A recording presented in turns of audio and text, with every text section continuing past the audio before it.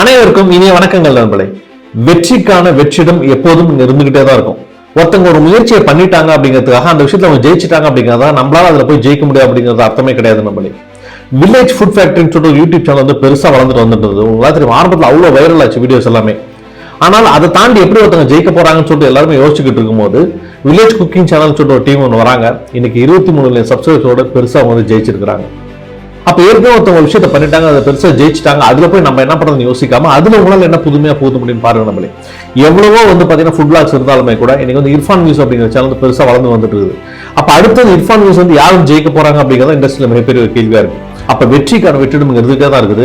உங்களுடைய தன்னம்பிக்கை, உங்களோட விடாமுயற்சி, உங்களோட புதிய புதிய ஐடியாக்களும் மட்டும்தான் உங்களை வெற்றிக்கான பாதையில் அழைத்து செல்லும் அப்படிங்கிறத மறந்துடாதீங்க. ஏற்கனவே ஒருத்தவங்க பெற்ற வெற்றி எவ்வளவு பெருசா இருந்தாலுமே கூட அதை விட பெரிய வெற்றியினால் பெற முடியும் அப்படிங்கிற ஒரு முயற்சி உங்ககிட்ட இருந்து அப்படின்னா கண்டிப்பா நீங்க சாதிப்பீங்க.